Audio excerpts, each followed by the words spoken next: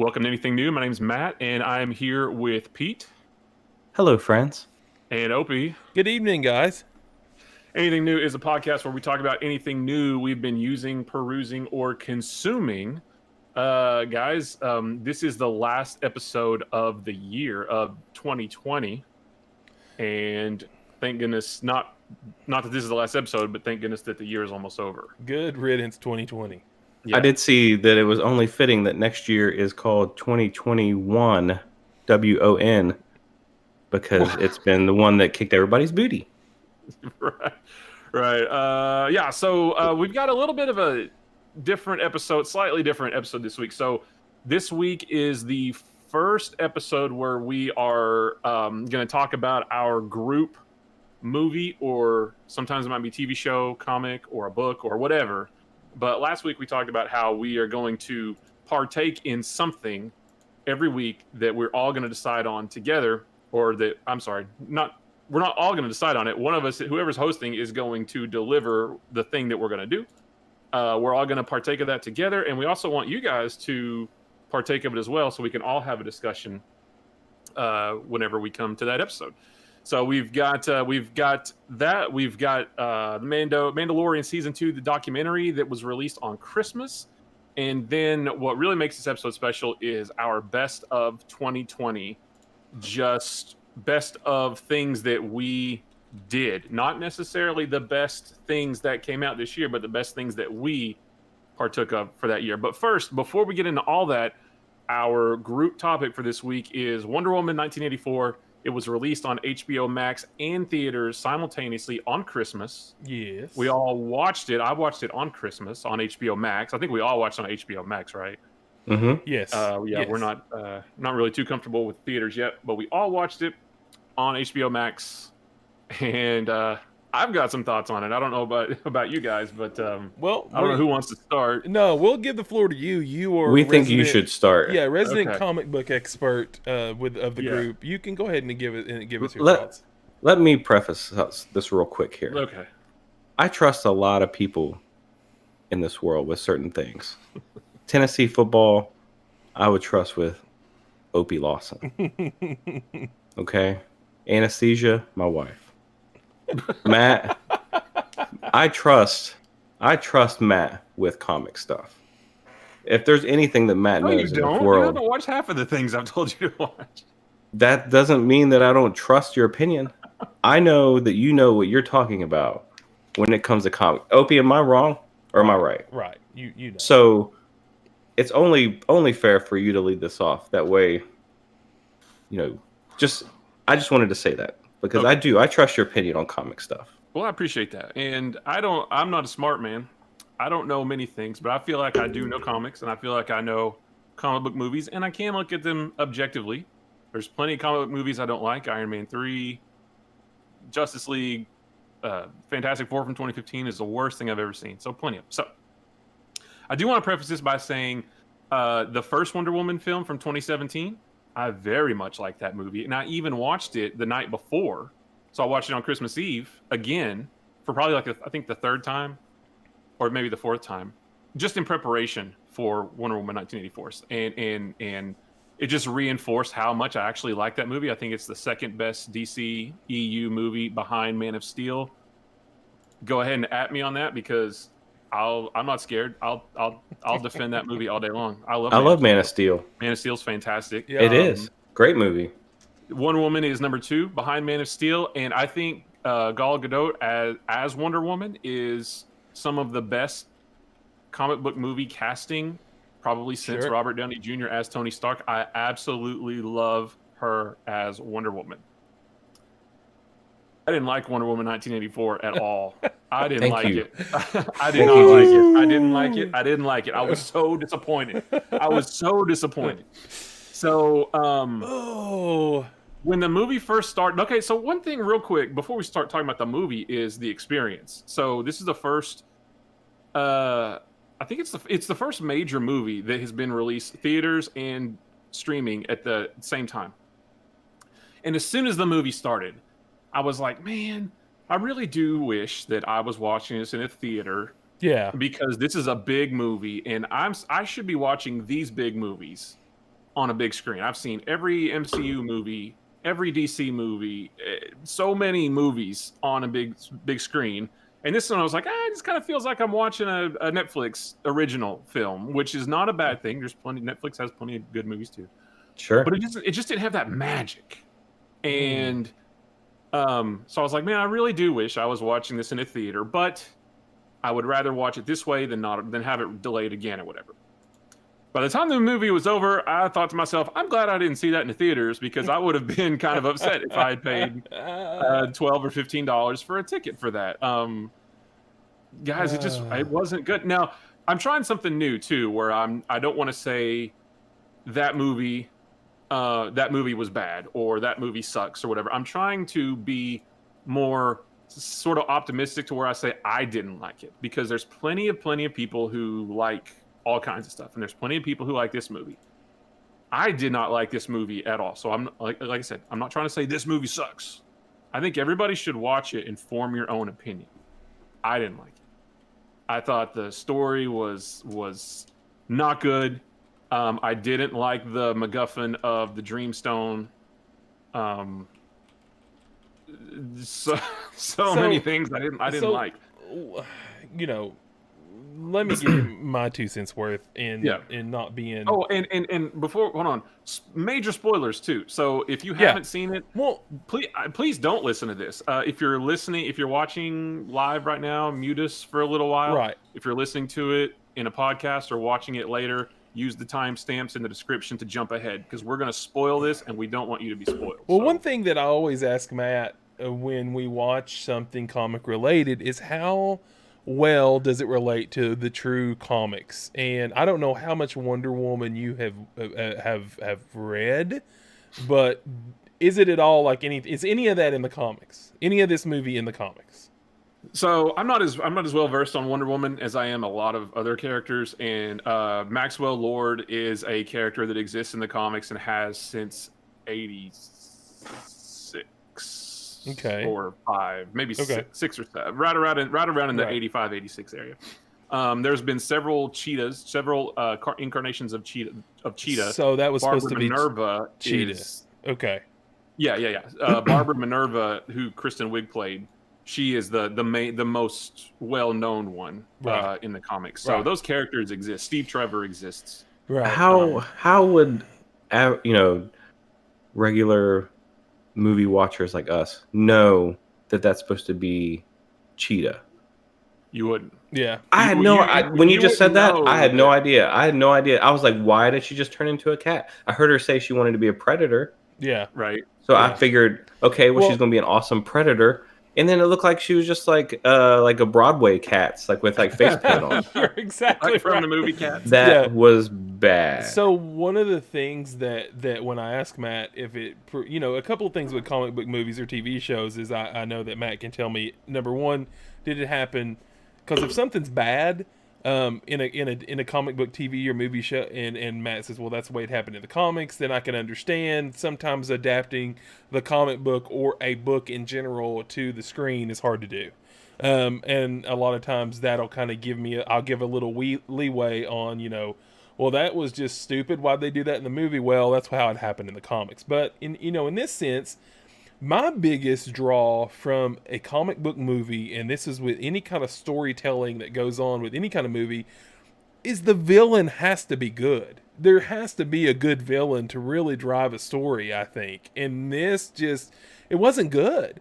It was more like Wonder Woman was fighting humanity and our selfishness of being human beings than she was a particular villain. I didn't even think that Cheetah was a villain. I really don't like it when I like the actress. She's been on SNL. She's a really good comedy actress. I just really didn't like that casting as much. Maybe because I just can't get over how funny she is in some of the other roles that she does. But I just thought that when you do things like time travel, and I just thought that they were implementing something magical like a wish stone, that you leave the book so wide open for anything. Like you literally you cannot keep a story on the track when someone can make a wish for anything that they want. I mean, I don't understand, and I think they tried to tie that into with, a moral story. They tried to make it moral, make us morally correct. The action wasn't great. The love story wasn't great when she brought back like it was in the first one. I mean, it really was the first Wonder Woman movie. You really hurt for her because she was in love with him. So Chris Pine's character so much that it was hard. It was hurtful when she couldn't have him or when he died. But it just really didn't go together well. And even the action sequences were kind of dumb. I mean, she doesn't want to be seen as Wonder Woman. She kind of keeps it under wrap. And the whole 1984, what the heck? What? There was no 1984. What in the world, guys? I mean, I really expected some kind of real. I mean, other than a couple of wardrobe changes and maybe a scene at the mall.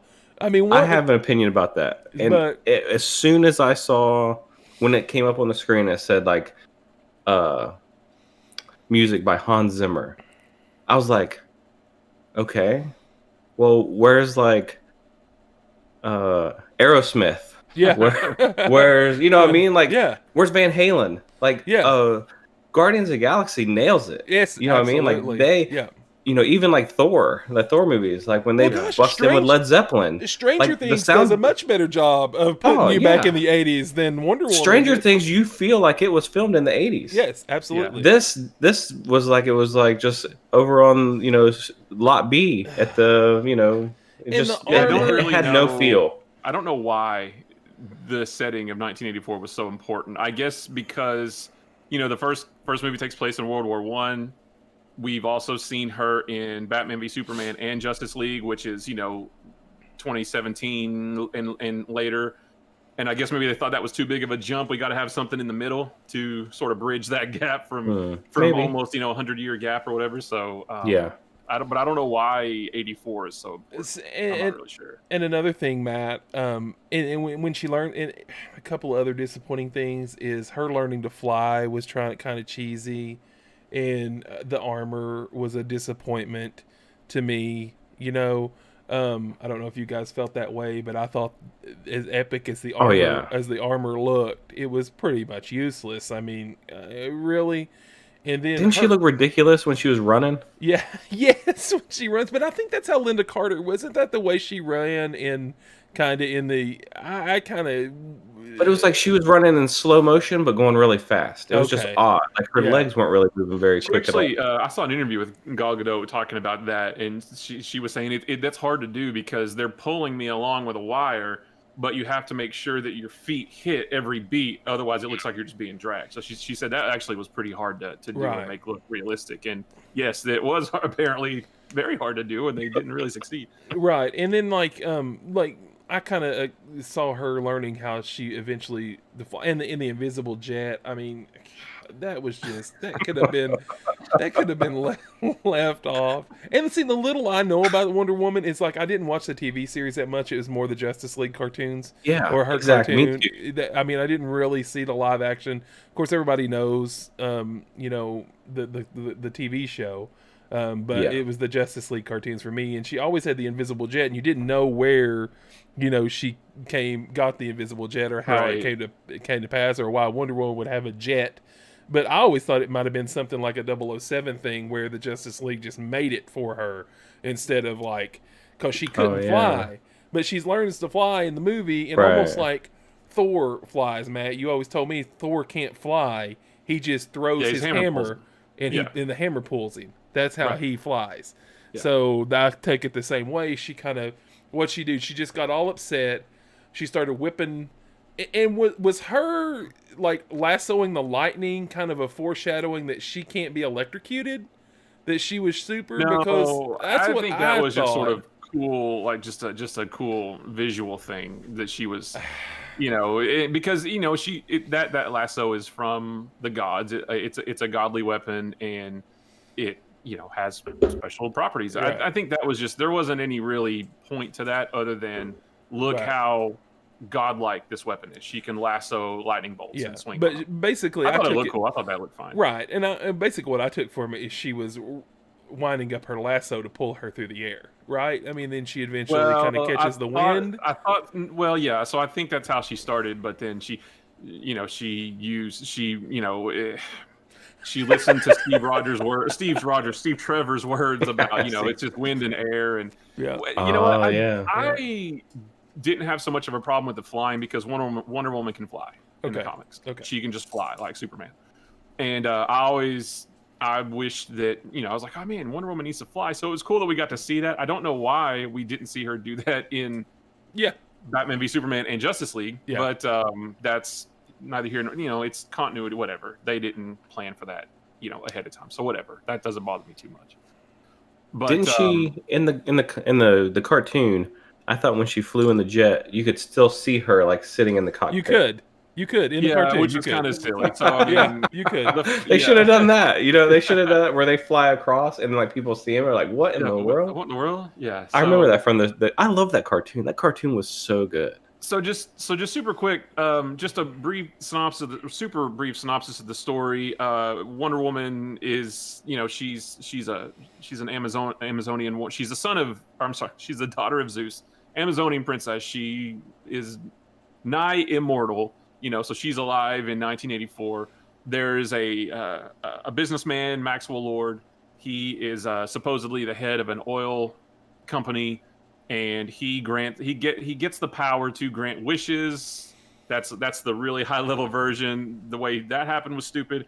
There's also Kristen Wiig's character, Barbara Minerva, who is sort of Kristen Wiig. Yeah. What did I say? Kristen Wiig. Yeah. Yeah. Barbara Minerva. Think of her name. Yeah. She you've seen She's All That with Freddie Prinze Jr. She was the female character. She was the nerd who turns into the hot chick, and then becomes Wonder Woman's nemesis. And it's all set in the 80s, and Wonder Woman has to overcome Cheetah, who Kristen Wiig's character becomes, and also Maxwell Lord as his wish granting abilities wreaks havoc on the planet. It's just you were asking about why do they need to have both characters in there. You said that you felt like she was more against humanity. I feel like you're kind of right, and I feel like maybe Cheetah was included just to give her something to punch, because she couldn't really punch Max Lord because, like you said, she was trying to undo all the chaos he was causing, but she can't really. There's not a lot of stuff there to punch, so they had to give her somebody else to physically fight, is what I felt like. And then the whole thing. Before we get Pete, what did you think? Because one thing I thought of when I finished is, oh no, you said you were going to have people over to watch it, and like you guys and our buddies, Dan and Tim and J-Dub and Dave and everybody in our Discord, like you guys are pretty much like my closest friends, and we're all of the nerd persuasion. But Pete, you have friends like Muggle friends who aren't in any of this. So was it Muggle friends? That's a good way to put it. Like Harry Potter, the Muggles. The Muggles, was that the people you had over? Were they Muggles or? I would consider them Muggles in every sense of the word except comic book movies. Oh, so really? They've seen every comic book movie. Okay. All right. Okay. So they asked us so they came over a few weeks ago, and they said we were there at our place, and they were like, hey, this little home theater would be awesome to watch Wonder Woman 84 when it comes out. I didn't think about that. And I was like, absolutely, Yeah. come over. We would love to. And there, we have that kind of like small circle, and we're still in a pandemic. We probably shouldn't be having anybody over. Right. We have a small group, probably 4 or 6 people that our kids hang out on the reg. So we hang out on the reg, just the way it is. Hate me, I don't care. So they came over and they watched it, and they actually liked it. They both said that it wasn't as good as the first one, but they enjoyed the movie. So, it is what it is. I'm sure, like you said, some people are going to like it. It's probably somebody's favorite movie ever made, but it's not mine. So you didn't like it either? No, I thought it was terrible. I was so pumped when I saw Pedro, Pascal. Pascal, I was like, yeah. yeah, let's go. Yeah. This is gonna be awesome. I want to see him in a new role. By the end, I was like, oh my gosh, what God. have they done to this poor man? Like, I didn't like the ending. I didn't like the premise. I didn't like. I like Kristen Wiig at the beginning when she was kind of awkward. I was like, oh, that'd be cool. Well, yeah, She's gonna stay yeah. if she stays through that character through the whole movie. Yeah. The anti-hero. She's like, she helps out and bumbles her way through and helps Wonder Woman save the day. I thought that'd be really, really cool. She's the nerdy chick, and then at the end, she gets redeemed by somehow, being cool, and all of a sudden she's respected. But no, she's, I don't know. I just didn't really like it, and it's tough for me to say because I wanted to like it, just because when I don't like a comic book movie, it just comes off as, oh, here's Pete not liking another comic book movie. Now But listen, that's not true because there's a lot that I do like. And I was telling Pete before, Matt, DC movies are notoriously bad. They're worse than Marvel movies, except for your Batmans and your occasional Superman. Would you agree or disagree that DC's made some bad ones? Well, and there's not as many. So there's not as many. True. Yeah, by and large, DC movies are not as good as the MCU movies. Right. Yeah. And it's just they could have did a better job. I'll just say that. And so after I watched it, I was like, well, man, maybe I'm just like, I'm watching this through jaded glasses or something. So I went online, and there was a lot of people that thought that there was like a whole political slant to it. I didn't see that at all. No.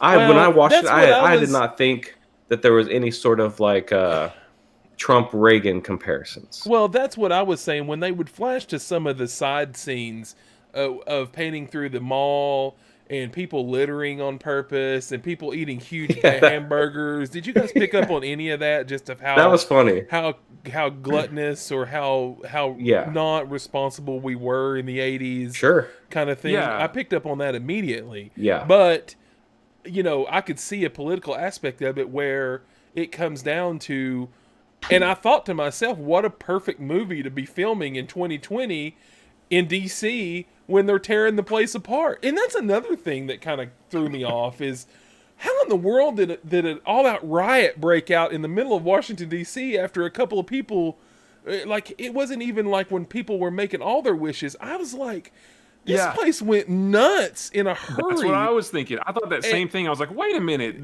There's riots in the streets, but, like, not that many people have made wishes. I mean it just... So, yeah. So let's talk about the wish thing real quick, because that's one thing that's when I started to think, oh no. So they find the deal is that they come across this what they call a dream stone, and that's the MacGuffin of the whole movie, and whoever possesses it can make a wish. Okay, well, it's like the genie from Aladdin, only you get one wish instead of three, and you take it and you make a wish, and Diana makes a wish for Steve Trevor to come back, and she didn't realize, that it was real at the time. So then when we start realizing that, oh shoot, this is gonna, and Max Lord is after the Dreamstone because he wants to make a wish, and Kristen Wiig's character wishes to be as confident and strong as Diana, and I started to think, oh no, don't tell me this whole movie is gonna be based on like people just making wishes. Yeah.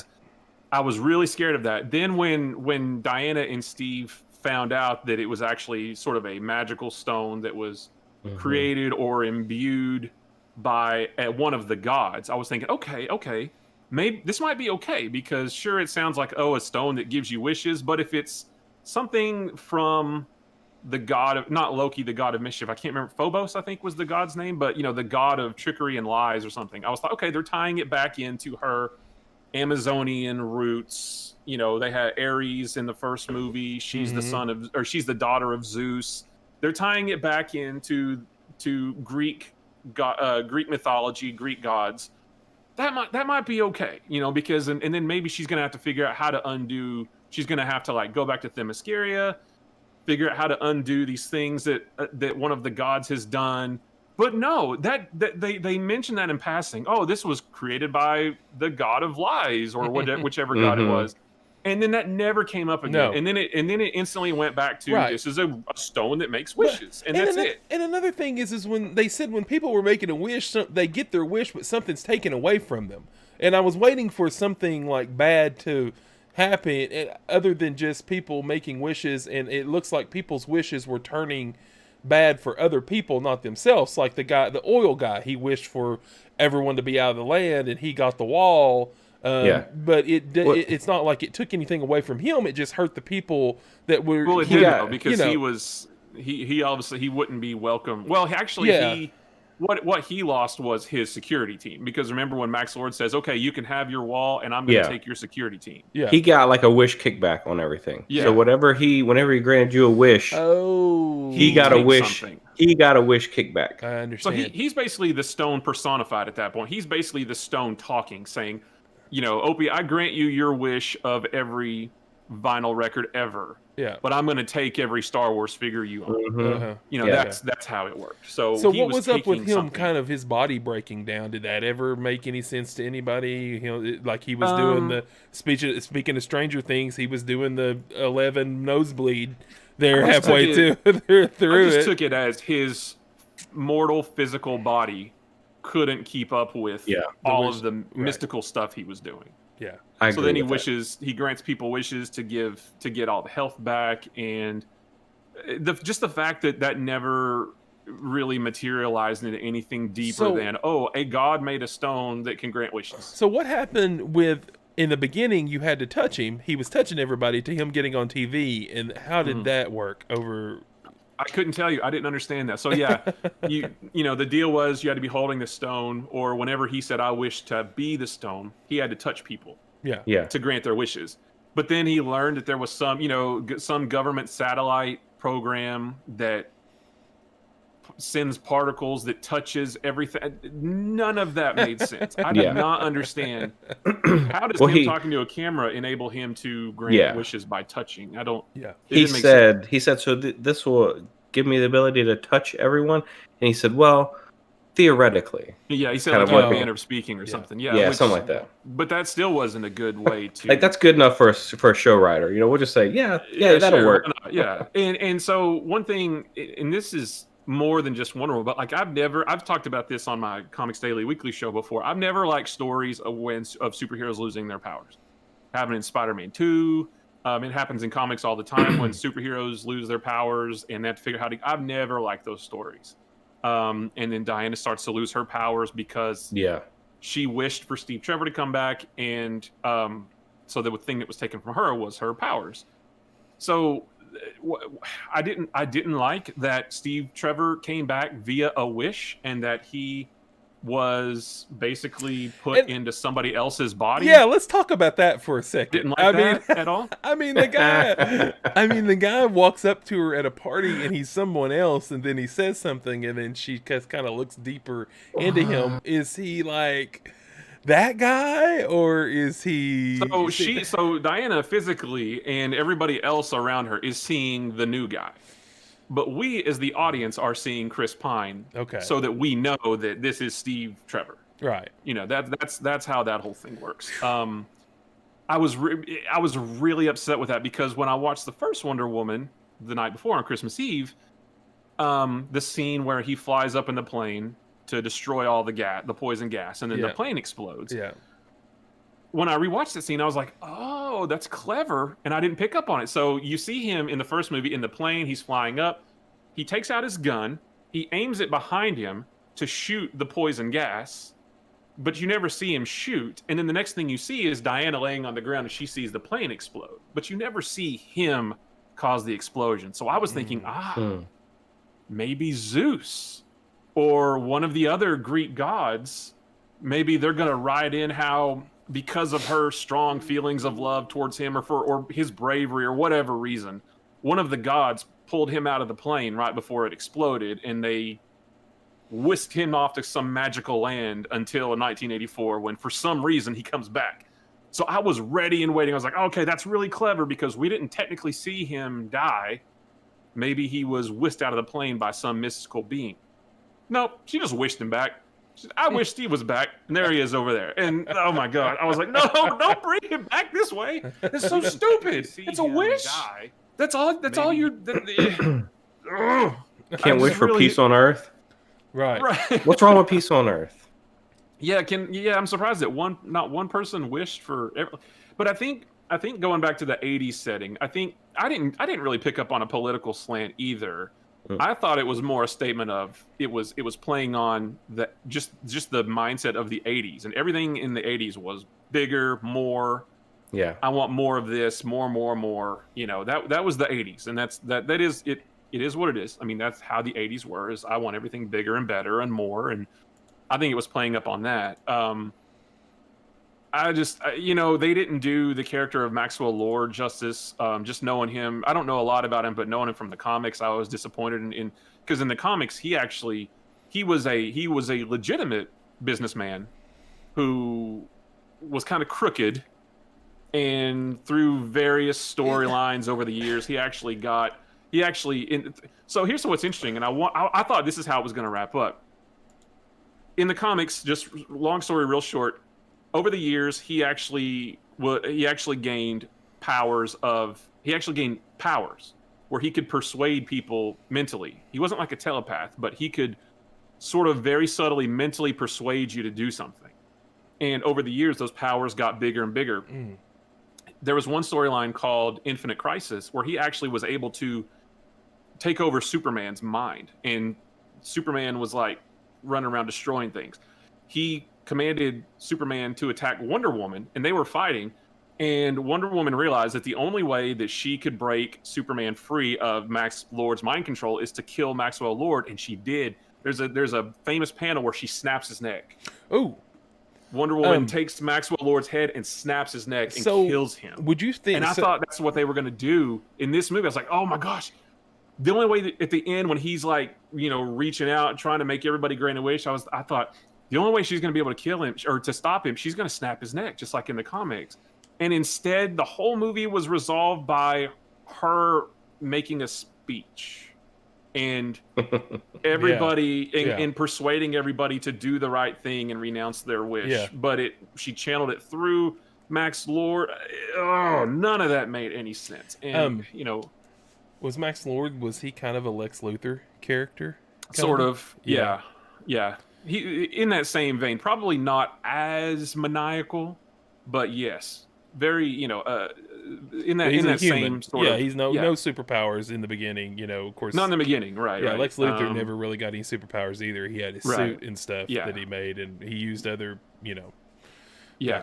Gotcha. Lex Luthor was one of those guys who's just a billionaire, super genius, always 10 steps ahead of everybody else. He has contingency plans for his contingency plans, that kind of thing. Yeah. Barbara Minerva, Cheetah, her origin was way different too. In the comics, it's changed over the years, but she was like an archaeologist and drank some potion that backfired and turned her into like imbued her with the spirit of a cheetah god or something. And this was way different too. But, you know, and at the end, I guess there's no repercussions for Max Lord or for Barbara Minerva because he didn't go to jail. Right. Barbara Minerva was left sitting on that island or whatever it was. No repercussions for anybody. So James, you got any more comments on it? I was going to ask you guys real quick if you don't have any more. I'm going to ask you both what what do you think it did on Rotten Tomatoes?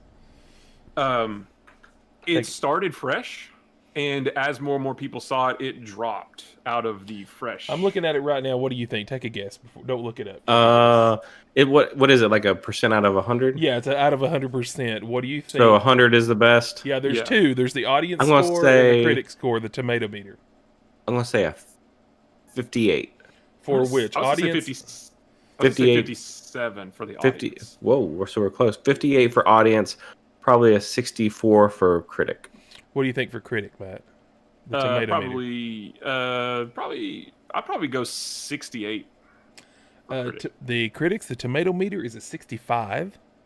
Whoa, we were close. Audience, holy smokes, 73. What? Really? Okay.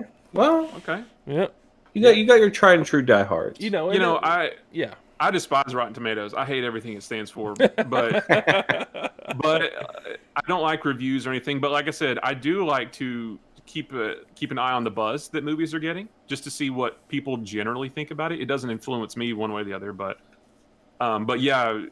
And I was reading Instagram comments and stuff, which is not a great thing to do, you know, for gauging anything. But I just wanted to know, am I the only one who didn't like it? And it seems pretty 50-50. Just as many people like it as it didn't. I just didn't. I was like, this is the story you give us, because the first one was so good. That scene in No Man's Land where she gets out of the trenches. Yeah. One of the best scenes in any comic book movie. Just let me ask you this. Do you think her acting, I don't know if it was the story or the scene setup or whatever, I didn't think she acted as well in this one. I just did not. I was okay with that. Okay. I didn't, people were talking about the acting and the CGI being bad. Like, I didn't have a problem with any of that stuff. My problem was just the story. The story wasn't good. Wishes, and I didn't understand how Max Lord, like you said, could cause riots in the streets when he's only granting wishes at the time to a few people, and in the way it was wrapped up with her just giving some impassioned speech rather than having to do something. I just didn't. I assume the riots were when people got wind of a nuclear attack, but like, I don't know. But that was before all that, I thought. I guess I would have to go because it didn't make sense to me, because I could understand, like, if and of course that was 1984. I don't think people had smartphones then. You have to think about that too. How would you get that much word unless it came across the radio? And if you heard that there were nuclear missiles launched in your middle of driving, would you get out and run around in a panic and fight the cops? Did you see how many cop fights there was? Did you see? Now there's another one. I did notice that there was a little police brutality, a little extra. Did you see any of that at all? Did you guys pick up on that at all? I didn't pick up on any of that. There was a lot of cop fights, beating up on people for some reasons, I don't know. But seems like the cops kind of stuck out a little bit to me. But I mean, I didn't peg that as the first thing that came to my mind is 2020 was a great year to film a riot in Washington, D.C. Well, now keep in mind, and so people talking about the political bend and all. Don't forget, this was filmed in probably 2018. Oh, really? Because it was supposed to come out, like, it's been delayed a bunch of times. So it was not filmed this year, obviously, because it was supposed to come out early this year. So normally when games get delayed, they get a little better. This one did not get better. Yeah, so I was really disappointed. I hope this isn't foreshadowing the quality of other movies that are being given away to us for free by HBO Max. Well, like, so like they watched it and they're like, oosh, yeah, let's throw this one out to HBO Max. No, I don't think. I know. I'm just saying.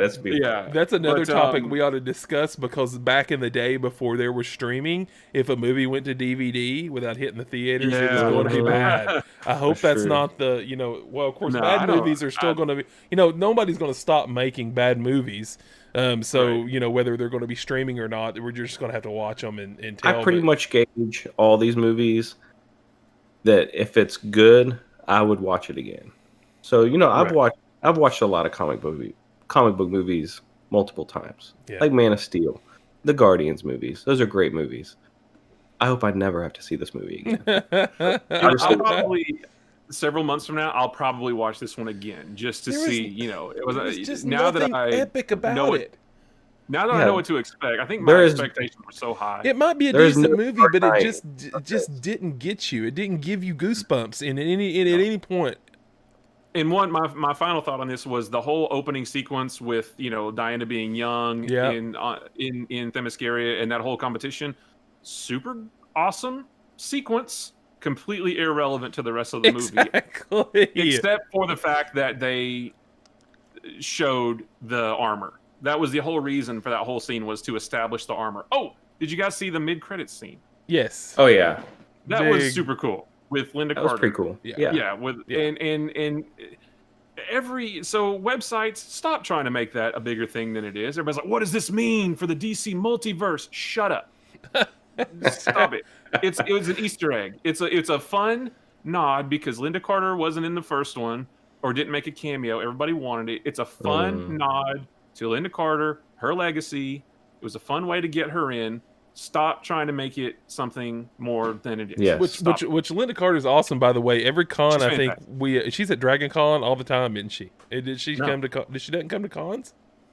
When there was 11, 12-year-old Cincy Pete running around, there was not a more beautiful woman on planet Earth than Linda Carter to me. yeah. Linda Carter and Crystal Gale, or Daisy Duke. Like, I was a Daisy Duke fan. Linda Carter was beautiful, and she's still. I mean, heck, for being as old as she is, she's So beautiful. She still looks great. Yeah. Yeah. Oh my gosh. So that was my favorite part of the movie was that mid-credit scene. I thought that was fantastic. I thought that Thank was you. really, really great. Thank you, DC, for not making me sit till the very end of the credits. Hint, Marvel. Just give it, throw up a few lines of producers or, whatever, and then give us a little scene so we can get out of there. Don't make us sit to the very end. Come on. Woo. Yeah, so, and Patty Jenkins is going to go direct Star Wars Rogue Squadron now. And after seeing before I saw this, I was thinking, Patty Jenkins is going to direct a Star Wars movie? That's awesome. Now that I'm like, oh no, I think he's gonna direct a Star Wars movie, and it was announced today that she's coming back for a Wonder Woman 3. You know what? I'll still watch it. I will never not watch a comic book movie, even though I didn't like this at all. So I'll still, nothing will keep me from watching any of these. So, but this one, it was a no from me. It's a no from me, dog. So before we move on, it's my turn for the pick. Oh yeah, next do it. A movie that I have put off for too long. Well, not that long because it hasn't been out that long. But I can't believe I haven't already watched it. I want us all to watch Tenet. Oh, okay. Christopher Nolan, Tenet. I think it's available digitally or probably at your local Blockbuster if you check there. I guarantee it's available there. So, and it's going to be hard. We want the audience to participate in this stuff too, but it's going to be hard because not everybody has Netflix. Not everybody has HBO Max. We can't. Sure. There's no way we can pick something that everybody has. So this is just what we're gonna do. I want us to watch Tenet by next Sunday. It is available in various places. I'm excited to actually see that movie. So that's a good choice. I haven't seen it yet, and I've been putting it off just like you. And I will watch it. Yeah. Good choice, sir. Thanks. Appreciate it. All right. So let's move on real quick because we went way long on that. But real quick, let's talk about another Christmas release was a show called The Gallery on Disney Plus, and it was a 1-hour episode about basically the making of The Mandalorian season 2. And I believe the way they did this with season 1 is there's a bunch of much shorter episodes about each episode of season 1. Right. This time they just lumped it all into one. And so basically it just went episode by episode showing some behind the scenes and how they did this. And it was fantastic. Yep. I was completely hooked the whole time I was watching. So I love behind the scenes stuff, seeing how the sausage is made on TV shows and movies. Mm-hmm. I love it. The coolest thing I think that I saw was how they made what they called the volume, which is basically a big stage with these giant Pete, you would love this. You already probably know that's how they filmed it. Instead of filming a lot of it on green screen, they projected like backgrounds on these giant screens, and then through enhancements and camera tricks, it looked like a real thing instead of just the actors being on a green screen. I thought that was fantastic. I don't know. It's just an hour making of documentary, and if you like The Mandalorian, watch this. Wow, big takeaways for me after watching that, Matt, was how disappointed am I not to watch the Clone Wars and the animated stuff? How much more would we have enjoyed? Sorry, Travis, if you're listening. Sorry, listeners. We've not seen all of Rebels. We've not seen the Clone Wars series. Just how much more I could have enjoyed the Mandalorian season if I was caught up on those. And I don't know why I didn't watch it. Just didn't watch them. I don't either. I don't know why I haven't watched that stuff. Oh, that was so good. So much more. So much more. But that just shows you, that kind of credits how good the show was. That mogul types, I mean, that's why everybody loves it. I mean, not just for Baby Yoda, Grogu, that sort of thing, not just because of Boba Fett. It's a really, really, really well done show, and I love seeing that sort of thing. And I can't say this much. I always want to. I don't know how much George Lucas was involved with the sequels, but I just don't know how. It just looks to me like when I watch Favreau and that crew put their heart and soul in it, they really, and his choice to make different directors for each episode, it seems like he gave a different look to each episode and gave a lot of directors their own vision of overseeing them, and let them go their own direction, and each one of them could put a lot of energy into each episode and make it their own. And it just, from the stuff I took back from it too, is like the biggest things with the original movies were, Lucasfilms, the makeup artist, how crucial the makeup was and how crucial the model making was, because in those, the 70s and 80s, no CGI. Everything was made in models and everything's like that. And one thing about it, James, we were telling you that they would have the model makers make the models, and then they would project those as backgrounds, like that scene where they were getting the guy that they took hostage, and he was in prison. The comedy guy, Bill Burr. Bill Burr. Sorry, Yeah. Bill Burr. They got his character off of that planet where he was cutting up old TIE fighters and stuff, and that whole thing was a model background that the model guys had made. But anyway, I was just so happy to see that they were. The only thing that I was disappointed about was they had a lot of stand-ins for Pedro in The Mandalorian. They had stuntman doing some of the choreography with the fighting scenes, and I thought the fighting scene in Ahsoka's fighting scene, like I complained about on one of the episodes, I wish it would have been more intense. Looks like they put a lot of time and effort into that. I guess it's not as easy as you think to teach people how to sword fight fluently if you're not a martial art artist. But yeah, I really enjoyed it. I really it was just great. I think at this point, I'm buying whatever Jon Favreau is selling. He's the best, man. He's the best. He does everything so well, and it's like he treats it like, because he is a fan of everything there. You know what I mean? And it's like he wouldn't put out something that he thinks we would hate.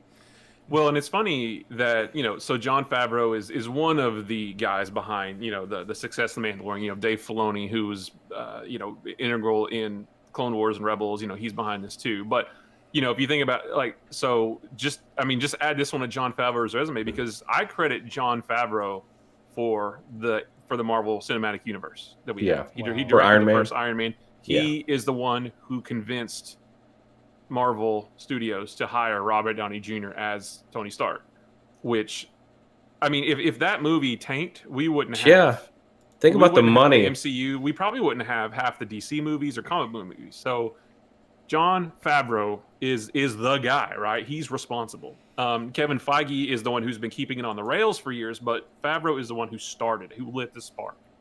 And if it hadn't caught fire, we wouldn't have half of what we have now. And now he's bringing that same thing to.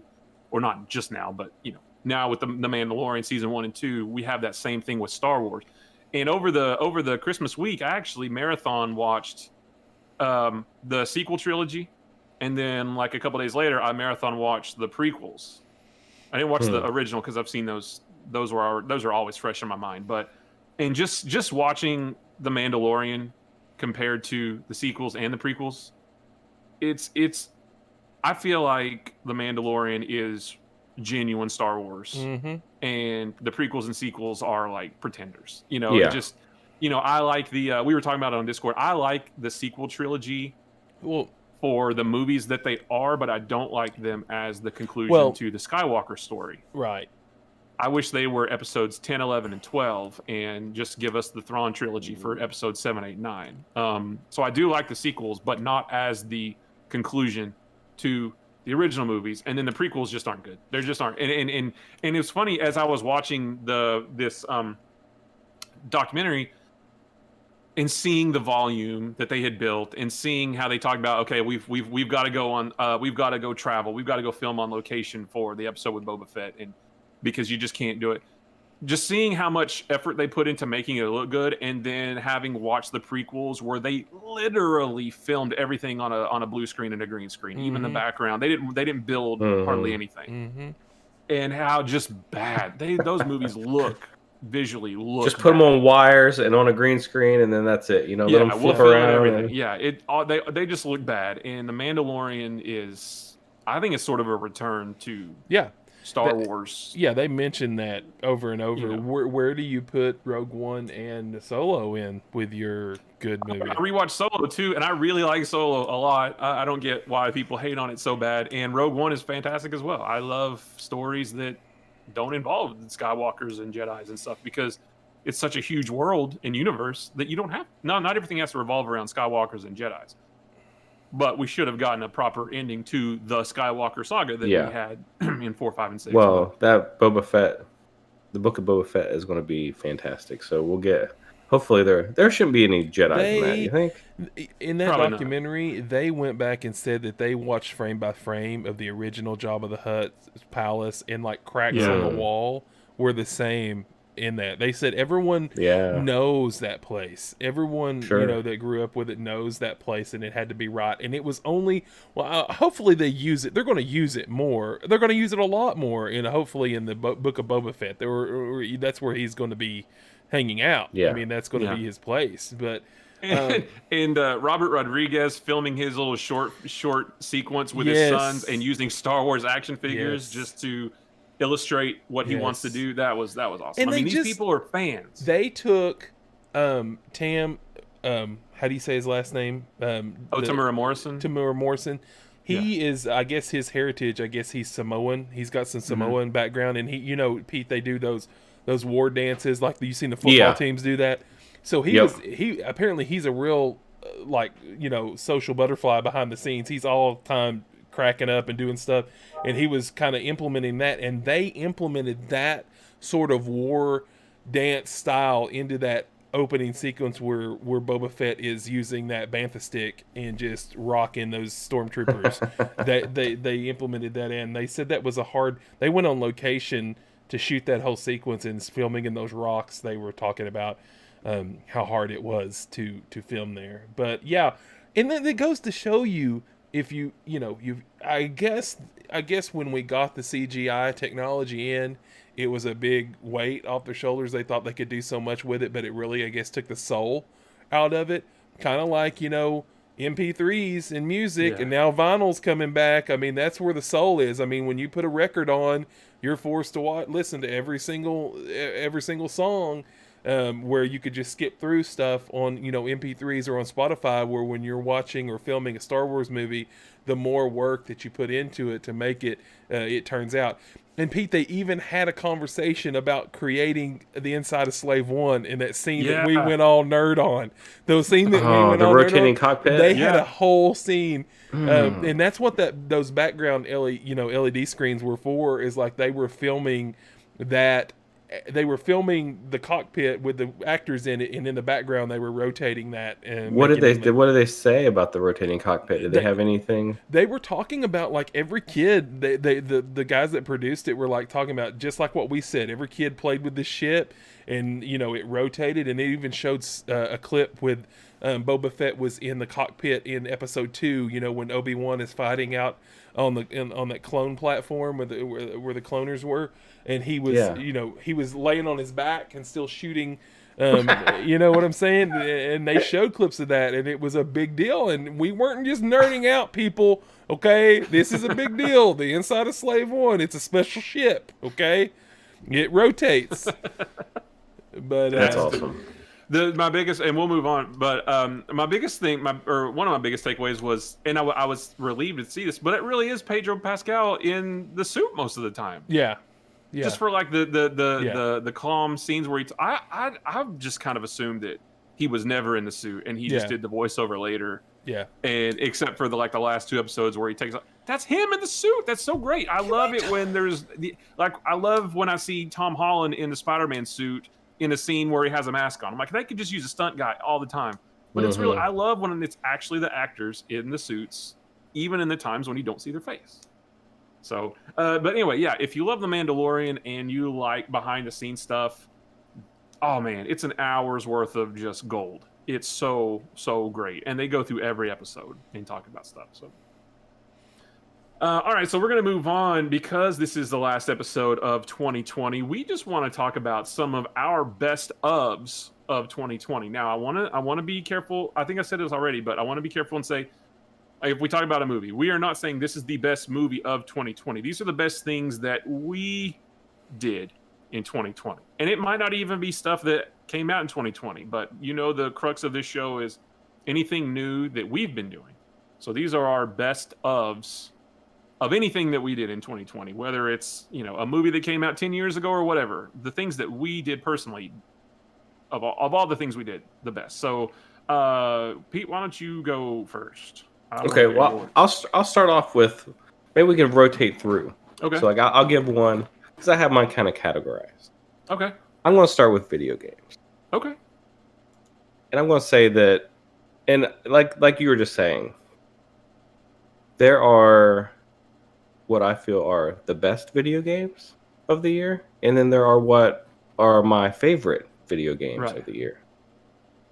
You know, so you can't watch The Sound of Music and say, well, you know, that's a good movie, but it's not as good as Wonder Woman 84. Because Right. there are your favorite movies. So if Wonder Woman was my favorite movie, but I would understand that The Sound of Music is an important movie and very just important to movie making.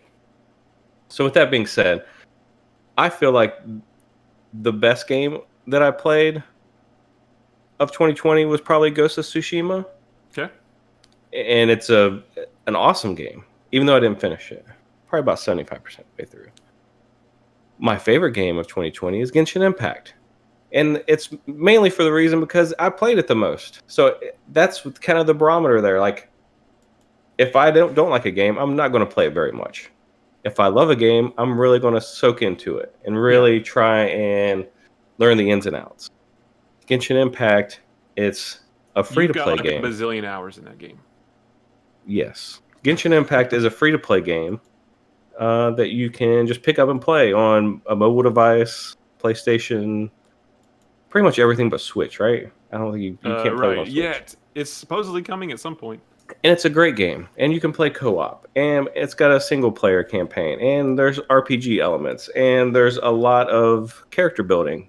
And character building, like you have your heroes, but then you have to use them in a way with your little team with elements. So like if you have like a water hero, then you would try and pair it with like an electric hero, and you like make the enemy wet and then hit them with electro, and then electricity flows in like an AoE to all the other guys. There's all kinds of little things, and then you fight different mobs that are immune to certain elements. So then you got to switch up your team. So there's just all kind. It's like just endless, and they do a really good job of just not letting you get bored with the game. Like anytime I'm like, okay, you know, now I'm gonna really delve back into World of Warcraft this week. Then they're like, oh no, you're not, because we're opening up this new section. So anyway, Genshin Impact. Wag your finger. Genshin Impact, my game of the year. I love it. So yeah, you guys want to move on? Whatever you want to talk about. Then we'll come back around to me, and I'll give you something else. Okay, well, Opie, did you what was your best game? I didn't like you guys. I don't play a lot of console games. I didn't get a lot of console games this year. A couple of games that I played when I did play. Of course, my mainstay is always going to be World of Warcraft. Of course, the new expansion just came out earlier this month, and I've been playing that. Other than that, probably honorable mention. Probably the Division 2 expansion was good. It's fun. It's really fun. And I played Jedi Fallen Order on the Xbox when we got the new Xbox, even though it didn't come out this year. Last Christmas we got it, and I played it this year, so that was pretty fun. What little bit I played of that, but like I said, I've not really, not really dove into a lot of games. Now Genshin Impact I played as well, but it didn't hook me like it took James, which I haven't really gave it a chance to do that. So yeah, it hooked me. Well, mine, I didn't think of it in terms of best versus favorite. I just thought of, I guess what only thing I thought was favorite. Like, but again, this is not. I'm not saying this is the best game of the year, but it's just the best one I played.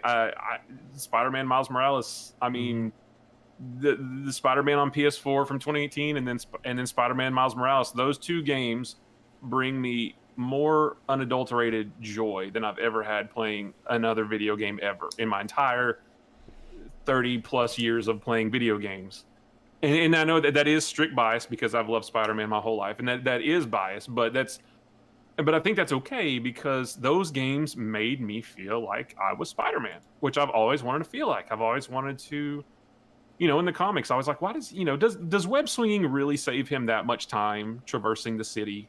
Is it really that much faster? Yes, it is. I mean, the game just made me feel that way. And Spider-Man Miles Morales was just more the same. there's all these clickbait articles right now talking about how it tanked because it sold 70% less than the PS4 game, and that is pure clickbait. That's not Yeah, it's apples and clickbait. oranges. It's not a No. full release game. Sure, it's available on PS4. I'm sure plenty of people are waiting to get it on PS5, which you can't find those. So that's garbage. Don't listen to that. That was just. I finished Ghost of Tsushima. I platinumed it. It's only the second game I've ever platinumed. I love Ghost of Tsushima. But if I had to pick one that I can only ever play again, I would pick Spider-Man, just because and I think it's okay to be biased, because that game just holds a special place in my heart, because it's my favorite character or characters, and it just plays exactly how Spider-Man. It puts me in Spider-Man's shoes, and so that was it. That was my game that I love more than anything this year. Awesome. What about what else you got? Well, I would say I'm going to, for movie/TV, I'm going to go TV, and it's one that I watched recently, and it was Queen's Gambit. I think that it was excellent, and I really enjoyed it, and I think that I haven't talked to anyone who was disappointed with it. And I think if you get through to the end, if you get through to the end, I think you'll be very, very, very happy, because it's just they really wrap it up well, and it's good. So it's on Netflix, Queen's Gambit. It's about chess and drugs, a lot of drugs and a lot of chess, and it's really good. And I think I was so wrong about that. I mean, like I said, I haven't finished it, but when I was, when it first came out, I was like, I don't know if I want to watch a show about chess. Yeah, but it's not. It's just about chess. It's tough. We had Tiger King this year, so there was a lot to choose from. That's a good one. I forgot all about Tiger King. Go ahead, Michael. The Queen's Gambit was great. The Undoing was great on HBO. That was great. I watched Transformers: War for Cybertron. Was really good. I talked about it on here.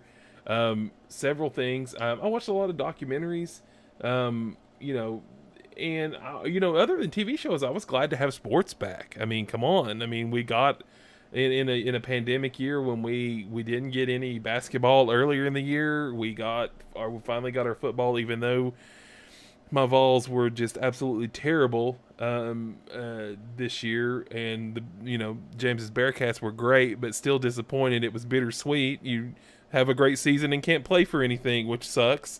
But yeah, that's a lot of my TV is consumed of sports and whatever I can sit down and watch on Netflix. Are you trying to trigger me, sir? No, am I trying to trigger you? Well, I'm just saying.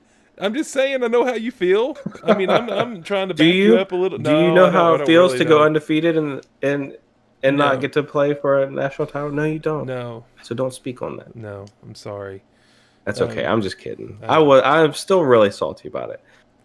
And so, since you brought it up, let me just say, because this is going to be saved in the annals of history. No. This is going to be saved in history's anus. This is in the annals of history, So in 5 years, somebody's going to come up on this, and they're going to listen to it, and they're going to say, "What was happening in 2020?" Let me tell you what happened. My Cincinnati Bearcats went undefeated, and we're getting jumped by teams with 2 losses to play in big-time bowl games. So no championship shot for my Cincinnati Bearcats, and I hope Ohio State gets rolled up by 100 points by Clemson. That'd be great. Also watched The Boys this year, too. Yeah. A lot of Hero Academia was good. We talked about that on here as well. A lot of stuff that we need to kind of catch up on and watch. What about you, Matt? Well, I was trying to think of everything I watched. I would have to say that The Boys was really, really good. Umbrella Academy Season 2 was really good. Queen's Gambit, I'm not finished, but that is very good so far. I think I'd probably have to give my best show that I personally watched to The Mandalorian. It's just the show that, after seeing the first couple episodes, even though a lot of them we talked about were side quests, and things like that, not really pushing the story too hard, I just got to where I was looking forward to it. Every Friday night, my son and I would order dinner. We would have it delivered to us, and we would sit down and watch The Mandalorian every Friday, and then I would get to talk to two of my best friends about it on 2 nights later, and I just that was a fun 8 weeks. I just kept I would every Friday I was eager to watch the next Mandalorian. And me too. And so I think that's probably my best of this year. I feel like I'm forgetting something about but the Mandalorian. I thought it was just me, because anytime, like, if I'm in a theater and I watch it like a big Marvel movie, or I watch like a Star Wars, like either one of the sequels or the prequels, or one of the ones that kind of relate back. Like I can remember a couple instances, like when Han and Chewie show up in The Force Awakens. I got a little teary-eyed. It tugs on my heartstrings when they're in Rogue One, when the fighter squadrons getting ready to invade the planet, or invade the Empire's base, and they go through their checklist and all the pilots are there from the original one. I was just like, I was getting all emotional there. But when Luke Skywalker shows up in the last one, and I got emotional, I was happy to see so many videos on YouTube of grown men getting emotional. I need to watch some of those. You got to watch some of the reactions that just grown people have taken to Skywalker's return. And it just really, it even, like you said it, Matt, like it doesn't really set in of how we wanted more Boba Fett, we wanted more Luke Skywalker, and we could not get them until now. And even though I don't even think it's like, they're trying to rehash stuff to just, bait us in, because we're the, adults now, but I think it's bringing in a younger audience as well. And that's just what makes that show so great. I mean, they said it, it's like when the director was doing the Boba Fett episode, he's like, this is the Boba Fett I wanted. I wanted to see. No one has got to see Boba Fett, in action. And this is the Luke, dude, the Jedi Luke we wanted to see in action. That was Robert Rodriguez who directed the Boba Fett episode, and I love that he said, I went at this as if this is the last time we'll ever get to see Boba Fett. Right. And I wanted to put it all out there. I pretended that we'll never see Boba Fett again, and I gave it everything. And boy, he did. Yep. Yeah. So are we talking movies separately, or if you want to? I wasn't including one, but there was one I wanted to say just as a general one before. Yeah, go for it. You go to it. Is Xbox Game Pass. I think that this is worth. I mean, it is a crazy year, but I think one of the great things that come out of all this is that Microsoft released Game Pass. If you're not sure what Game Pass is, it's kind of like a subscription service. Do you remember like Xbox Live? You had to pay, to play online, play video games, right? Multiplayer. Well, then they kind of came out with some other services, and then they bundled them all together into one big package. And it's Ultimate, right? And then what it's called? Game Pass Ultimate. Game Pass Ultimate. That's $15 a month. Xbox Live Gold, all your online stuff. They say over 100 games. I don't know why they say that. They're short selling themselves. There's over 200 games on Game Pass. I think it's because a lot of those are like 360 games, Xbox 360 games. Probably, yeah. And there's a lot that are PC exclusive. Like when you go on there, you can see which ones you can only play on PC, which ones you can only play on console. But anyway, let me just tell you guys, if you have a PC or you have an Xbox and you have a child, or you just want to play some video games, for $15 a month, you can get a plethora of games that you'd never be able to play through them all. Right. It's just, and they're always adding them, and even like their Microsoft exclusive studio, like their studio, when they come out the new game, like Flight Simulator this year, like that's a Microsoft studio game, releases on day one on Game Pass. So I would say that's like one of my favorite things of the year, because there's been a bunch of times, and just within the last day or so, I've been playing some games on there. So I would recommend Game Pass. Yeah, Game Pass is the best value in gaming, period. Like So I just wanted to say that because I think it needs to be said, because they're doing a good job. Game Pass is awesome. I don't use it enough, but dude, play Bloodstained. If you like the Metroidvania type games. I've played that. I didn't you didn't really like it? Yeah, I didn't love it. But maybe I need to give it more of a chance. So I was gonna say, I was trying to think of all the movies I watched, and I don't feel like I watched as many movies this year. There's Maybe not it's a because I ton. didn't go out to the movies, Right, Yeah. or at all, exactly. really. But Exactly. one thing, I don't know if it's the best, but one that I really enjoyed was Extraction on Netflix. Chris Hemsworth. Okay. Oh yeah, that's good. That was super fantastic. And That Sam was good. Humphries, I think is his name, was the director, and he was one of the assistant directors or some position like that on The Mandalorian. And he also looks like a guy out of Ghost Recon Wildlands. He's got he's looks like he's in shape. He's got the big bushy beard and all that stuff. He was actually played one of Chris Hemsworth's team in Extraction. He was like the sniper guy, and I was like, oh man, that I didn't know he was a director at the time. And I was like, dude, that guy right there.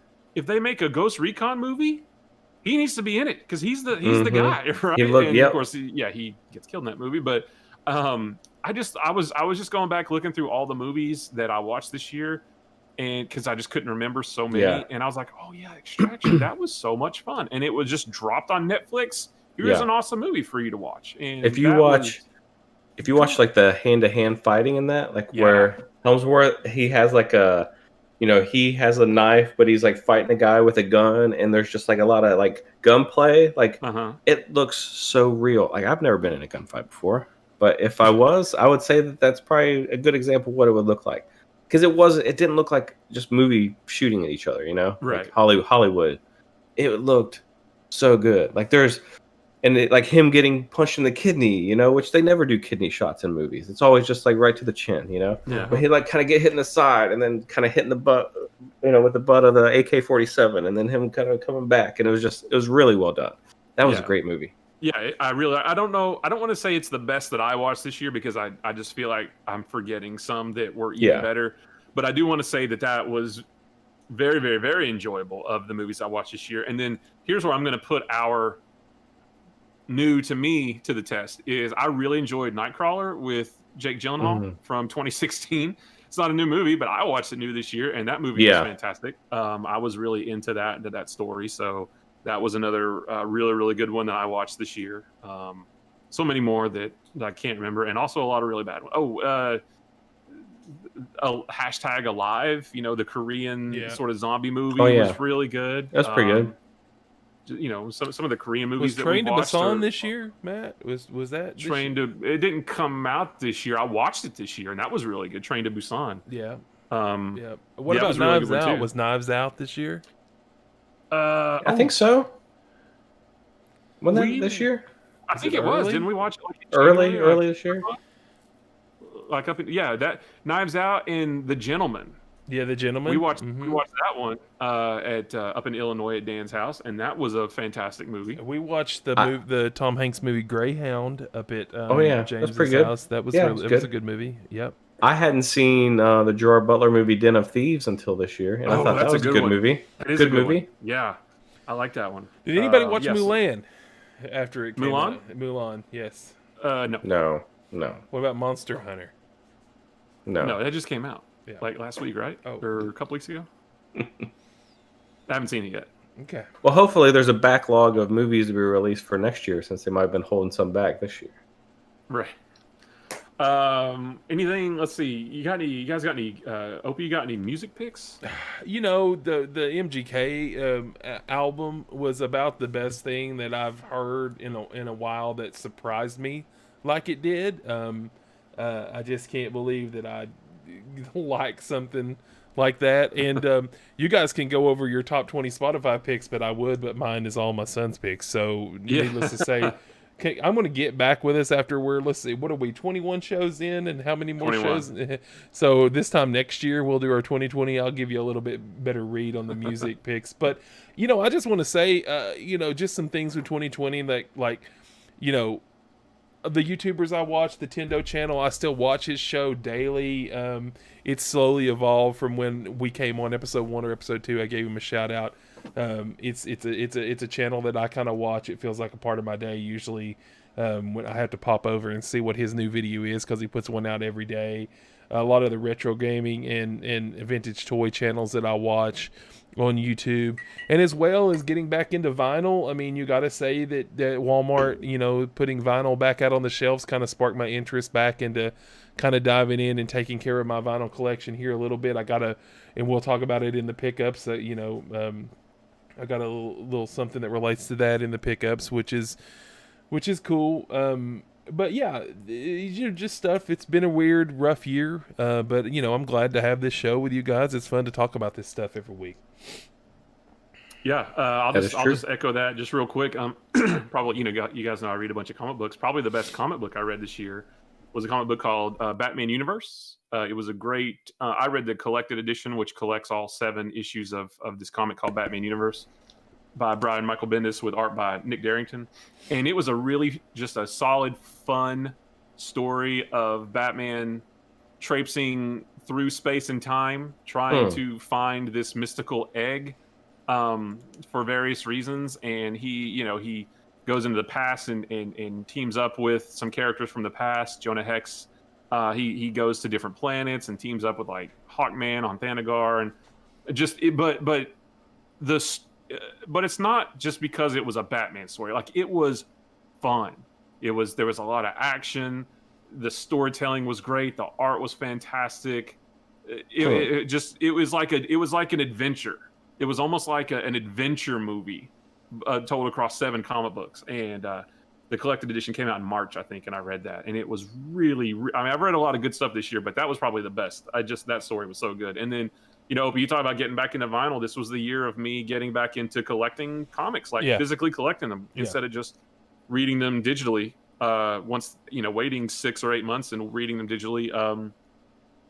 I've been going to the comic book store now for probably a couple months every Wednesday buying books, and it's, you know, I've questioned a couple times, do I really need to do this? Do I really need to spend the money on all these books when I can read them on my iPad through my various subscription services after they come out?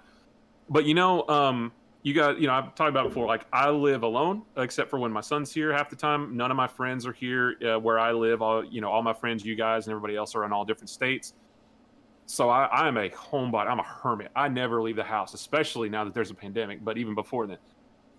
Collecting comic books has given me a reason to get out of the house, go somewhere. I talk to the people at the comic book store about I talked with a guy about season 8 of Game of Thrones one day. I talked to a guy about Daredevil. We talked about The Mandalorian. Like, it gets me out of the house and gives me something to do and look forward to every week. Getting out and just being amongst people who like what I like and talking to people and that kind of thing. So it's been, even though I could read all of this stuff eventually on my iPad without having to pay any extra money, it's good for me it just gives me something. I think it's good for my sanity and good for my sort of like mental health. Is, you know, gives me just a little bit of something to look forward to and be, you know, mixed amongst people, you know. So have you given any more thought to Tatooine? I haven't thought about it, but I'll look into it some more.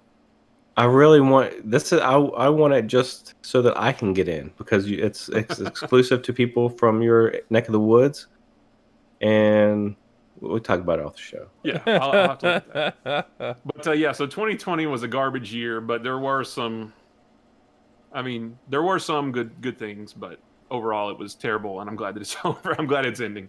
And not saying that the strike of midnight on 2020 or the stroke of midnight on 2021, everything's going to be perfect. No, but hopefully, you know, it won't. Hopefully, whereas 2020 started okay and ramped up and got worse and worse and worse, hopefully it's going to go backwards, and 2021 is going to start bad and then get better, you know. So. I hope this isn't a HIPAA violation, but my wife gets vaccinated on Tuesday. I don't think it's a HIPAA violation. Congratulations to your wife. Congratulations. Tell her not to get the second dose. I'm sure she'll be glad that I reminded her. All right, we're going to move on real quick. We are going to talk about some Christmas pickups. So usually we kind of, you know, talk about our weekly pickups, but Christmas was a couple days ago, literally 2 days ago, and we got some stuff. And Opie, I want you to start because I see something right there. Right there. I'm touching it. I'm tickling it. Yeah. Okay. Let me rock a couple of Christmas pickups. Like I was telling you earlier, Well, I have a record player that plays my vinyl albums over here, and it's an old system. It's kind of off camera. It's right up on here. If anybody's looking on the camera in my man cave down here, and I've listened to a couple of albums on it, but I've been kind of holding out to get like a really nice turntable. The more research I dive into vinyl, it's just not any record player. I mean, you could play records on a record player, but some record players, if you don't set them up correctly, can damage records, yada yada. There's always something like that. But for Christmas, my family picked me up one of those little all-in-one kind of Crosby record players that you get at Walmart, which will be good for just popping up open things. And I'm still going to eventually get a bigger setup, but that was kind of nice. So it's over there in the case. I'm not going to really hold it up. It's a little, if you've been to Walmart and see these little record players that kind of look like suitcases and they pop open, they've got the speakers built in. They're also Bluetooth enabled, so you can hook up to an external Bluetooth speaker. It's a really cool portable type of player. My mom also picked me up. This is the box to it. It's a Mandalorian the Child. It's the little Grogu's little ball that he hovers around in, but it's like almost like a drone-ish type of thing. And we got this thing out, and my daughter... It was so much fun watching you play with that last night. Actually, absolutely loves this thing. And all it is basically it's a little gyrosmatic, I guess is the word, helicopter type thing, and he just hovers around, and basically he'll hover in one place, and when he feels like the ground or your hand, he's supposed to kind of stay, within the area. It doesn't work that way. Once he crashes once or twice, he'll usually just start kind of taking off wherever he goes. My dog, this thing drives her absolutely crazy. We were out in the backyard, and she got a hold of this thing a couple of times. It's already took some damage. It's kind of like when Grogu went down in the belly of whatever that creature was on that ship when they knocked him down in there. But she took off with it, so that was kind of cool. But this, so Matt tipped me off. Oh my God, Omnibus! You gotta be He-Man to lift it. What? So Matt tipped me off to I'm always like, I love my He-Man, I love my Masters of the Universe. And I even started liking finding the comics. When I would hunt for comics for Matt, if I came across any Masters of the Universe comics, he always said, hey, keep that one for yourself or whatever. So he sent me a link one day of this Masters of the Universe omnibus on sale on Amazon.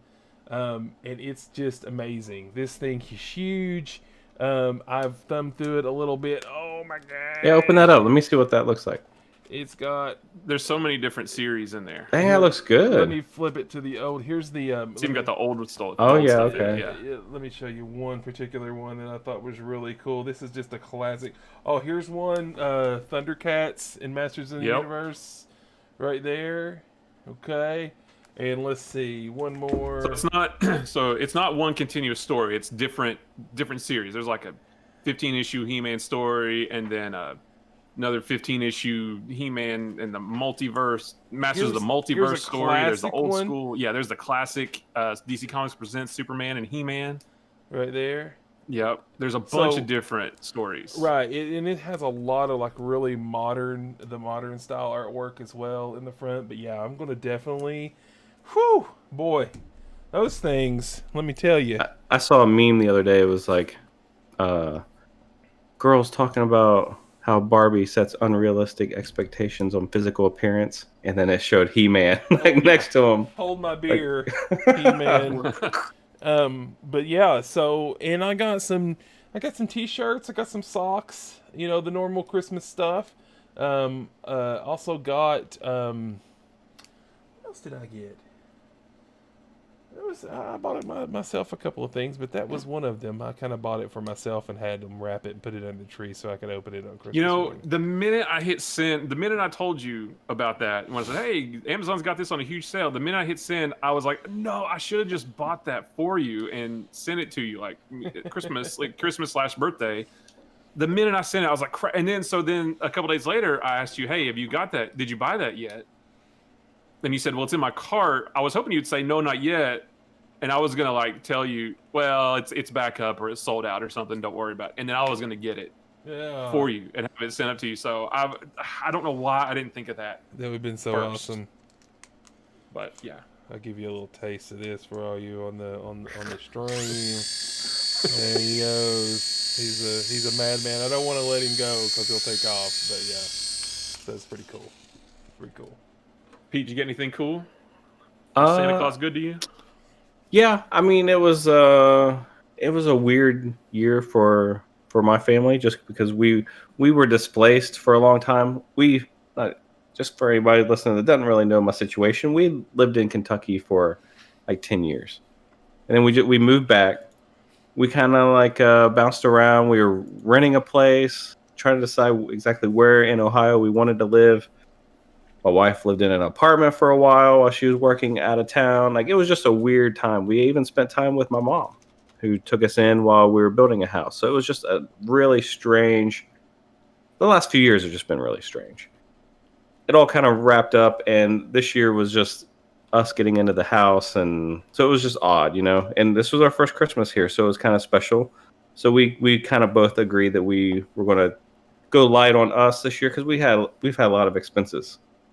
But Black Friday rolled around and there was a TV that I kind of really wanted, and I kind of, threw it off as, the family needs this one, babe.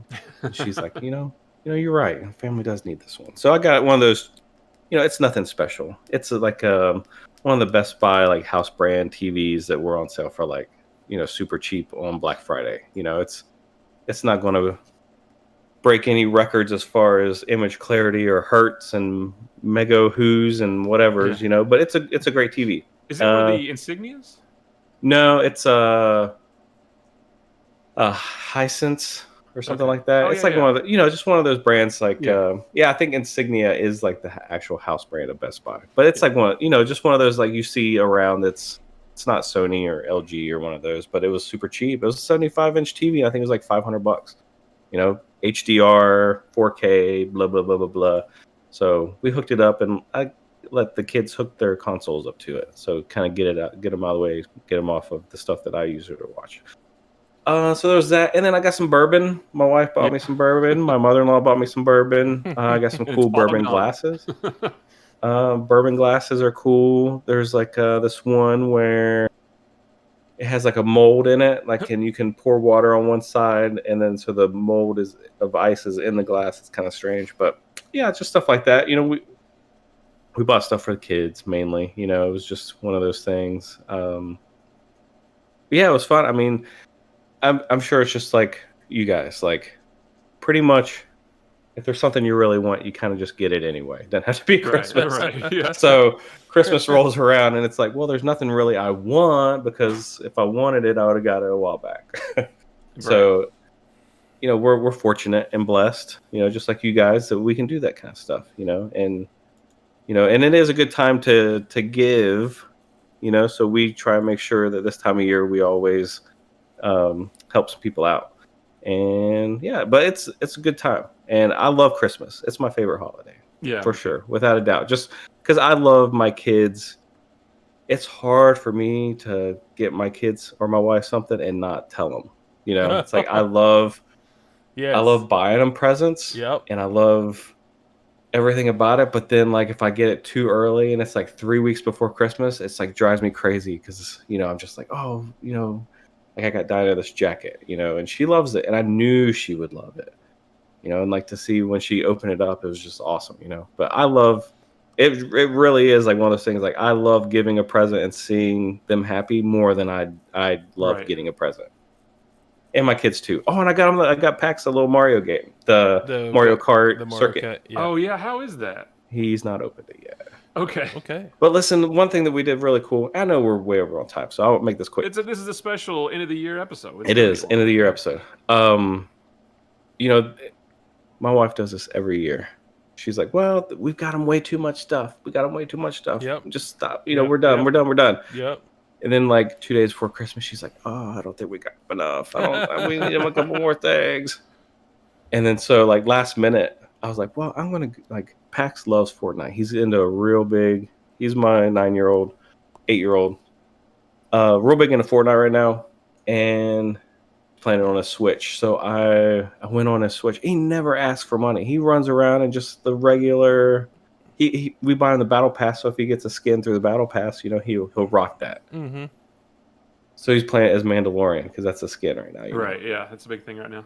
So I went on a Switch and I told Diana, I was like, I'm gonna just get like $50 worth of V-Bucks and just buy him a bunch of stuff. And so I did, and then I printed out each skin like on paper.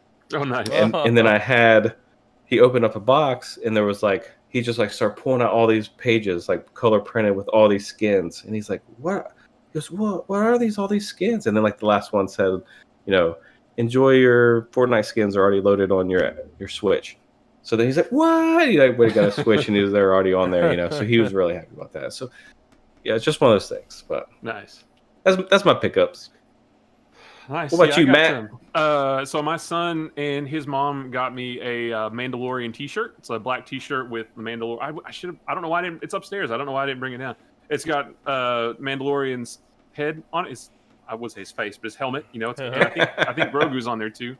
So that was cool. And they got me a gift certificate to my local comic book store, which I frequent every awesome. Wednesday. What's it called? What's that comic book store? Infinity Flux. Infinity Flux. I keep saying Xfinity. I don't know why I keep calling it Xfinity. It's not a cable provider. No. Right. No. So they got me a gift card to that place. So awesome. So I told him, I said, I'm going to when I go next Wednesday, I'm probably going to use it, but I'm going to like try to pick out, because I don't know how much is on it, probably like $20 or something. I said, I'm going to try to find a book, because they have like some of the hardcovers and stuff that are a little bit more expensive. So I said, I'm going to try to find a book, one single book that I can use this gift card on. That way I can look at this book and say, this is what I got with your gift, rather than just using it on like just this random stack of comics. Yeah. So I'm going to try to find one book in particular and use it for that, so that I can have one single thing on the shelf and say that is what I use his gift for. But yeah, so that was pretty cool to see that. I was I saw it. One of them was, I saw when I opened it, it was like in a black little envelope type thing, and I was like, oh, I wonder if this is I wonder if it's Amazon or GameStop or something. But it was to the comic book store, which is really cool. So I thought that's cool. Those kind of gifts are awesome because even though it's a gift card, there was some thought involved in it. Like they wanted you to get something they knew you would enjoy that, right? And it supports local business and all Heck that. Yeah. So yeah, that's fantastic. So you're talking about getting stuff for him. Probably the biggest thing that he got from Santa was the Xbox Series S. Dang. So that was pretty cool. When I took him to his mom's house today, I went in and hooked it up for him. That's awesome. Of course, he's just got a really cheap, like Sharp brand 1080p TV in his bedroom, 32-inch. I have the same one right here as my second monitor, and they're just like the barest of bones TVs. Yeah. They're like dirt cheap for what they are from Best Buy. So I told him his birthday's in 3 months. So I said, well, maybe for your birthday, we can think about getting you a 4K TV for your room. Not anything like what you got, but like, a smaller form factor, reasonable. Yeah, sure. They're so affordable now. Up in my office, I have one of the Roku TVs with Roku built in. It's on the wall in my office, and that thing is great. And it looks really good too. That one doesn't do 4K, but that size would be great. So I'm gonna maybe try to find him a Roku TV so that it's got everything built in, because he watches YouTube on his iPad all the time. And I'm like, you could watch that on your Xbox, or you could watch it on whatever. Yeah. No, I just like watching on my iPad. But if it's built into the TV, he might do that. So I told him, I said, now, this is the new Xbox, but the games aren't going to look as good as they could right now because you're still have it on a kind of a crappy TV. And he understood. So, I'm like you get one. You were saying wink, wink, Santa for that. Yeah. Does that gift say that? Is that from Santa? Is that what he? Well, it's in different wrapping paper from everything else. So he thinks that's from Santa. Right. Although I think we're sort of at that cusp of him not really, because when he was younger, he would zero in on the one that was different and rip it open. This year, he just sat down. He's like, I think I'm going to open this one first. And I'm like, well, buddy, what about the shiny blue one? I'm going for the gold, Santa? Daddy. I'm going for the gold. And he's like, oh, yeah, I forgot. So I think we're almost to the point where he's, because he'll be 13. The reason why I ask is, have you heard this whole movement about, and I had not until this year, I saw something floating around about putting the good gifts for Santa, because we used to do the same thing. But now it's like I saw a post on the Facebook saying, please don't put your new iPad mini to your kid from Santa, because then they go to school and say they got this from Santa. And then the other kid, they might have gotten a T-shirt from Santa, and then they feel like their worth isn't as good as yours. Have you heard this whole movement? No, I Oh, mean, I get it. I understand the point they're trying to make. I do too. I get it, but don't tell me how to do Christmas. It's like, That's the way I feel. That's the way I feel. But I wanted to make sure that we always do the big expensive ones from Santa. Right, because damn it, your kid is better than everybody else's, so just deal with it. Yeah, sorry, other parents, my kid's the best. If you want your kid to be the best, then maybe they'll get an Xbox. But no, we were not wrapping the presents from Santa early on in my kids' years, and we would put together, of course, the dollhouses or the Legos or the Halo or whatever. That would all be put together, ready under the tree when they got up. Then later on, my mom would make these. She was into vinyl lettering and stuff, and she made these bags that had their names, and we had them all vinyled out, and all on them. And from Santa, it's like a Santa sack, sack under the tree, and that would have Santa stuff in it. But this year, I mean, we've never had the discussion, but this has been the first year I think we haven't had to do the Elf on the Shelf, and I think no one's really asked about it, and so nobody's really talking about it anymore. We're just. My daughter is still so into the Christmas spirit that she just wants to wrap stuff and decorate the house. I don't think that's a big factor. So knows gifts are coming in.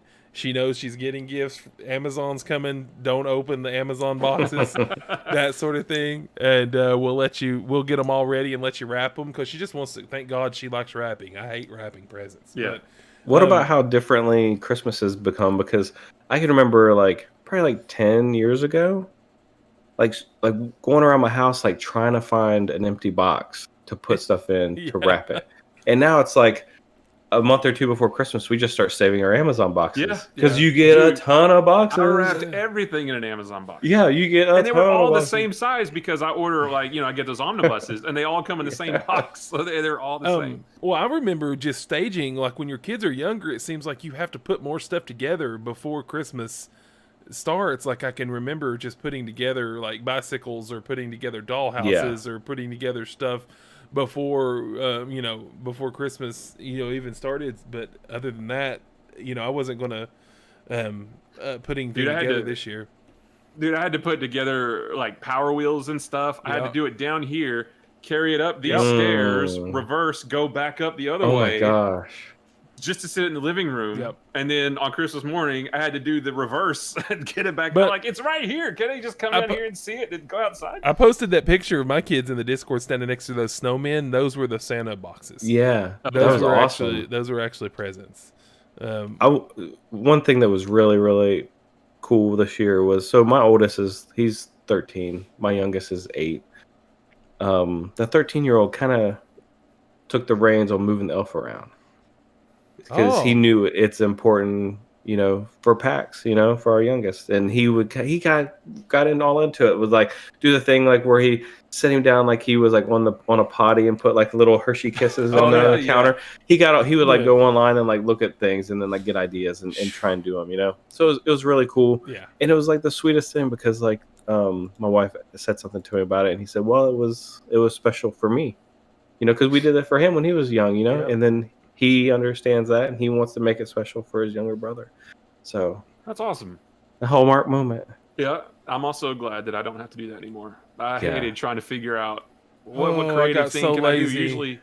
Usually I just stuck him upside down in like the dog food or something. Yeah, I got so lazy. Yeah, that was awesome. All right, guys. Well, that's gonna wrap up the show for this week. We did run really, really long, but it's the end of the year. We wanted to talk about Wonder Woman. Obviously, we wanted to talk about our best of. You can't do an end of the year show without best of. So we appreciate you sticking with us this long. Pete, why don't you hit us with the socials? Yeah, I mean, real quick. Obviously you can watch us live on Facebook or on YouTube. Just look for Anything New Podcast on Facebook, and on YouTube we have a bit.ly link. It's the bit.ly/anythingnewyt and hop on our Discord. We got a Discord, and it's Anything New Discord 1. It's also through a bit.ly, so you'll have to go through on there. And actually, I think our Instagram and Twitter lists all this stuff, doesn't it? Like if you go on our Instagram. We have if you go to Twitter or Instagram, there's a link tree in the profile that takes you to all these places. It's really the best way to do it. So everybody loves Instagram. So Anything New Podcast on Instagram, follow us on there. You can find all of our links, all of our other stuff. And I think a lot of people seem to like to watch us live. It seemed like once we started doing the live videos, our audio subscriptions kind of went down a little bit. People were subscribing to that because people started consuming us a little bit more because they like to see our beautiful faces. Mm-hmm. That's right. They want to see all the pickups. They want to see the sweet He-Man books. That's right. Yep. All right, guys, that's going to do it for us for tonight and for this year. So 21 episodes for 2020. We plan on having 52 episodes because there's 52 weeks to be catching up. But we appreciate you guys sticking with us tonight and this year. Stay safe on New Year's Eve. Have as much fun as you can while also being safe and responsible. And we will see you in 2021. Thanks, guys. Bye-bye. Later. Goodbye, friends. All right, and Craig is gone. See you, Craig. Thank you, Facebook. Thank you, YouTube. We'll see you next year, Facebook. Yep.